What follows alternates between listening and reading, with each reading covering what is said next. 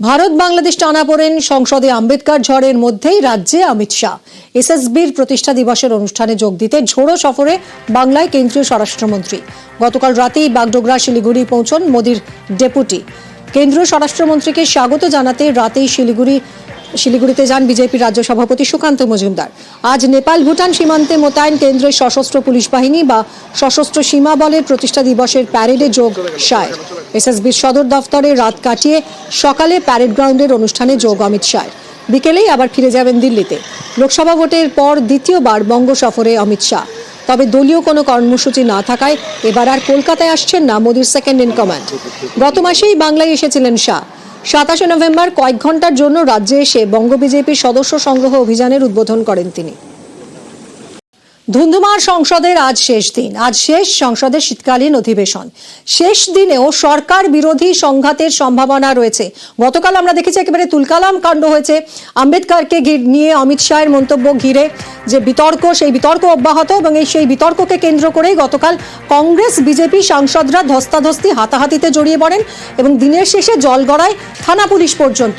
Parliament street থানায় Congress BJP উভয় পক্ষের তরফেই অভিযোগ দায়ের করা হয়, লিখিত অভিযোগ দায়ের করা হয় এবং রাহুল গান্ধীর বিরুদ্ধে ধাক্কা মারার অভিযোগ তোলে বিজেপি। এই অবস্থায় দাঁড়িয়ে আজ সংসদের শেষ দিন শীতকালীন অধিবেশনের কি হতে চলেছে জানাবে মৈত্রেয়ী, আমার সহকর্মী রয়েছে সরাসরি নয়াদিল্লি থেকে।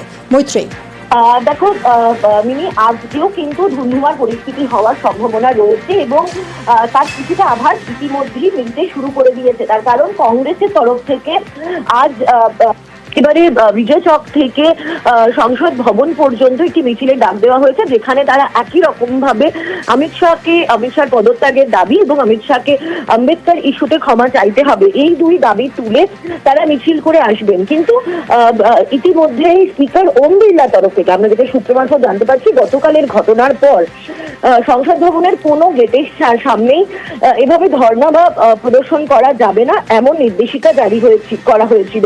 ফলে সেই নির্দেশিকা উপেক্ষা করেই কংগ্রেসের সাংসদরা তারা মিছিল করে আসতে চলেছেন। ফলে তারা যখন এসে পৌঁছবেন মকদ্দারের সামনে তখন কি পরিস্থিতি হয় এবং যারা নিরাপত্তা কর্মী রয়েছেন তাদের সাথে কোনো পরিস্থিতি তৈরি হয় কিনা সেটা দেখার। অন্যদিকে বিজেপিও কিন্তু তাদের মতো করে তারাও প্রতিবাদের সরব হওয়ার জন্য তারা মিলিত হচ্ছেন সংসদ চত্বরেই, যেখানে মহাত্মা গান্ধীর স্ট্যাচু রয়েছে, অর্থাৎ যাকে প্রেরণার স্থল বলা হয়, সেখানে তারা মিলিত হচ্ছেন। সেখান থেকেও কোনো টেনশন ছড়ায় কিনা আজকে সেটাই দেখার। তবে আজকে শেষ দিনেরও উত্তাপ যে যথেষ্ট বজায় থাকবে সংসদের, তার কিন্তু আভাস ইতিমধ্যেই মিলতে শুরু করে দিয়েছে। একদমই ধন্যবাদ মৈত্রেয়ী। আম্বেদকর ইস্যুতে সংসদে তুলকালাম, কংগ্রেস বিজেপি সাংসদদের মধ্যে ধাক্কাধাক্কি বেঁধে যায়, জখম হন দুই বিজেপি সাংসদ। বিজেপির দাবি রাহুল গান্ধীর ধাক্কাতেই এই কাণ্ড ঘটেছে, মানতে নারাজ রাহুল। সংসদ মার্গ থানায় দু দলই অভিযোগ দায়ের করেছে।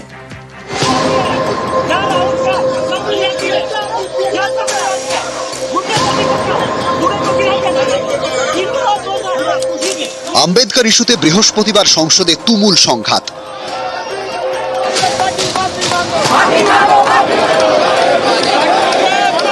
কংগ্রেস ও বিজেপি সাংসদদের মধ্যে রীতিমতো ধাক্কাধাক্কি।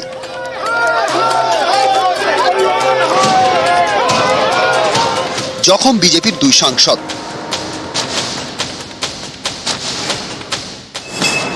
ওড়িশার বালেশ্বরের প্রতাপ চন্দ্র সারেঙ্গি, যিনি কেন্দ্রীয় প্রতিমন্ত্রী, এবং উত্তরপ্রদেশের ফারুকাবাদের সাংসদ মুকেশ রাজপুত।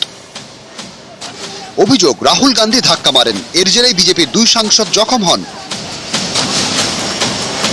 राहुल गांधी एक एमपी को धक्का लगा, मेरे ऊपर गिर पड़ा और मैं नीचे गिर गया। किसने धक्का मारा? राहुल गांधी ने? हाँ, राहुल गांधी ने। राहुल गांधी ने धक्का मारा? राहुल गांधी। धक्का मुक्की से हमें कुछ होता नहीं है, मगर ये एंट्रेंस है पार्लियामेंट हाउस की, हमारा अधिकार है अंदर जाने का, और बीजेपी के जो मेंबर्स हैं वो हमें अंदर जाने से रोक रहे थे। এসবের সূত্রপাত মঙ্গলবার সংসদে স্বরাষ্ট্রমন্ত্রী অমিত শাহর আম্বেদকর মন্তব্য ঘিরে। अभी एक फैशन हो गया है, आम्बेडकर आम्बेडकर आम्बेडकर आम्बेडकर आम्बेडकर आम्बेडकर। इतना नाम अगर भगवान का लेते तो 7 जन्मों तक स्वर्ग मिल जाता। अच्छी बात है। শাহর এই মন্তব্যের প্রতিবাদে বিরোধীদের টিম ইন্ডিয়া।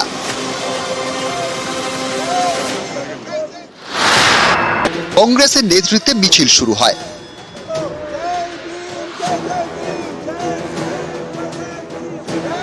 কারো হাতে সংবিধান তো কারো হাতে আম্বেদকরের ছবি।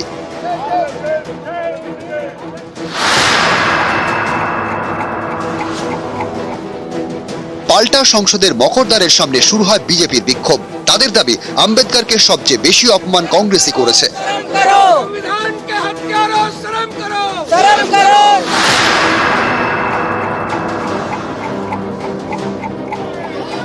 সংসদে মকরদ্বারের সামনে পৌঁছয় টিম ইন্ডিয়া মিছিল।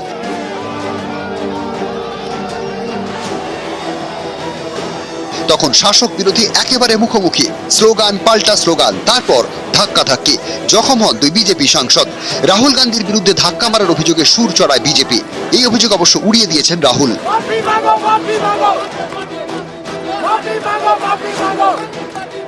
पार्लियामेंट हाउस के सीढ़ियों पे बीजेपी के एमपी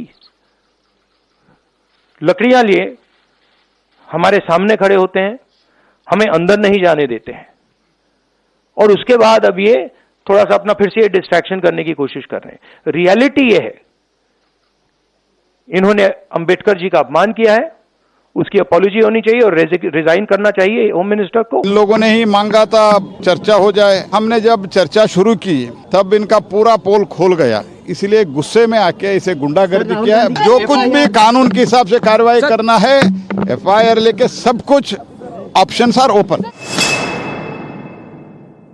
आज पहली बार इन्होंने प्रोटेस्ट किया, सबको रोक दिया, और उसके बाद धक्का मुक्की और ये गुंडागर्दी, और अब सिर्फ अमित शाह जी की खाल बचाने के लिए ये अब इन्होंने साजिश शुरू की है कि भैया ने किसी को धक्का मारा, ये वो। मेरी आंखों के सामने आप सब ने देखा होगा, खड़गे जी को धक्का मार के जमीन पे गिराया। বিজেপি সাংসদদের বিরুদ্ধে হামলার অভিযোগ তুলে সংসদ চত্বরে বিক্ষোভ দেখায় বিরোধীদের টিম ইন্ডিয়া।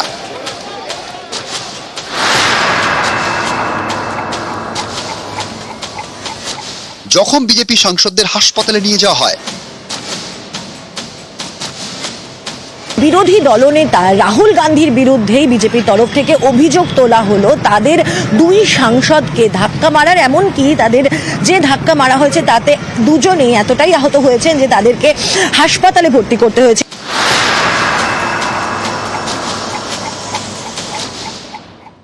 যখন বিজেপি সাংসদ মুকেশ রাজপুতকে ফোন করেন প্রধানমন্ত্রী। सर ठीक है, अभी भी चक्कर चक्कर सा आ रहा है, घबराहट सी हो रही है। नहीं, पूरी केयर करना, जल्दी बिल्कुल मत करना और सारी ट्रीटमेंट लेना।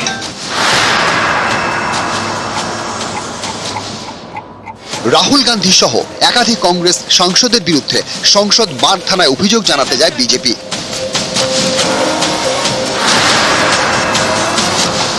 বিজেপির বিরুদ্ধে সংসদ বাগ থানায় অভিযোগ জানায় কংগ্রেসও। নিউজ 18 বাংলা।